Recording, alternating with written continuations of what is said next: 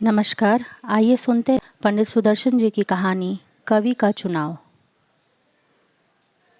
चांद और सूरज के प्रिय महाराज ने अपने नौजवान मंत्री से कहा, हमें अपने दरबार के लिए एक कवि की ज़रूरत है जो सचमुच कवि हो। दूसरे दिन नौजवान मंत्री ने नगर में मुनादी करा दी। तीसरे दिन 1001 आदमी मंत्री के महल के नीचे खड़े थे और कहते थे, हम सब कवि हैं। मंत्री ने 21 दिनों में उन सब की कविताएं सुनी और देखा कि वह सब की सब सुंदर शब्दों और रसीले भावों से भरी थी और उनमें मधु की मिठास थी, यौवन की शोभा थी और मद भरी उपमाएं थी और मन को मोह लेने वाले अलंकार थे। मगर उनमें सर्वश्रेष्ठ कौन है? नौजवान मंत्री इसका फैसला ना कर सका। उसने एक दिन सोचा, 2 दिन सोचा, 3 दिन सोचा। चौथे दिन उसने फूल की पंखुड़ियों के कागज़ पर सुनहरे रंग से 1001 कवियों के नाम लिखे और यह सुनाम सूची महाराज की सेवा में उपस्थित कर दी। महाराज को हैरानी हुई। बोले, क्या यह सब कवि हैं? मंत्री ने विनय से सिर झुकाया और धीरे से जवाब दिया, मैंने उनकी कृतियाँ सुनी हैं और इसके बाद यह नामावली तैयार की है। मगर हमें एक कवि की ज़रूरत है और यह 1001 है। मैं चुनाव नहीं कर सका। महाराज ने 1 घंटा विचार किया, 2 घंटे विचार किया, 3 घंटे विचार किया। चौथे घंटे आज्ञा दी, इन सब को कैद कर दो, इनसे कोल्हू चलवाओ और हुक्म दे दो कि अब से जो आदमी कविता करेगा उसे हमारे शहर का सबसे बलवान आदमी कोड़े मार मार कर जान से मार डालेगा। मंत्री ने आज्ञा का पालन किया। अब वहाँ एक भी कवि न था, न कोई काव्य की चर्चा करता था। लोग उन अभागों के संकट की कहानियाँ सुनते थे और उनके हाल पर अफसोस करते थे। 6 महीने बाद महाराज 1001 कवियों के कैद खाने में गए और उन सब की तलाशी की आज्ञा दी और 1001 कवियों में से 101 ऐसे निकले जिन्होंने बंदी गृह की कड़ी यातनाओं के बीच में रहते हुए भी रात के समय जाग जाग कर पहरेदारों से छुप छुपा कर कविता की थी और यह न सोचा था कि अगर महाराज को उनके इस अपराध का पता लग गया तो उनका क्रोध जाग उठेगा और इस राज्य का सबसे बलवान आदमी उन्हें कोड़े मार मार कर जान से मार डालेगा। महाराज ने अपने मंत्री से कहा, तुमने देखा, यह 900 आदमी कवि न थे, नाम के भूखे थे।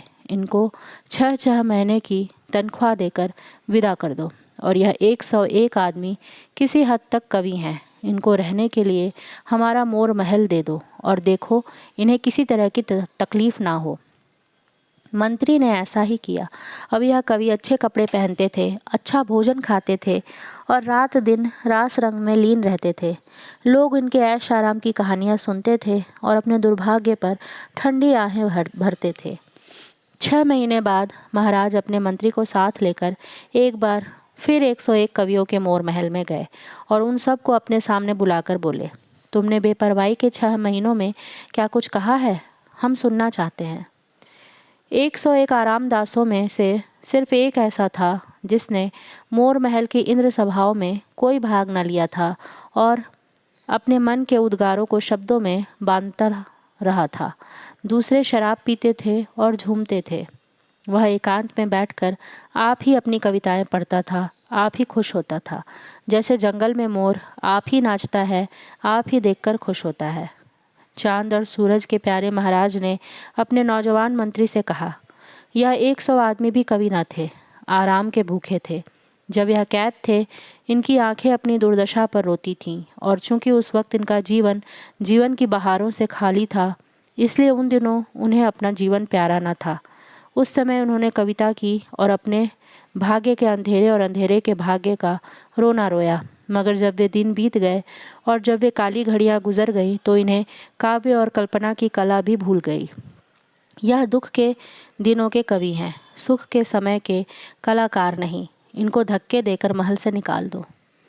इसके बाद महाराज ने उस साधु स्वभाव बेपरवाह आदमी की तरफ इशारा करके कहा, यह सच्चा कवि है जिसके लिए दुख और सुख दोनों एक बराबर है। यह दुख की रात में भी कविता करता है, यह सुख के प्रभात में भी कविता करता है। यह मौत के काले रास्ते पर भी कविता करता है, यह जीवन की सुंदर घाटियों में भी कविता करता है।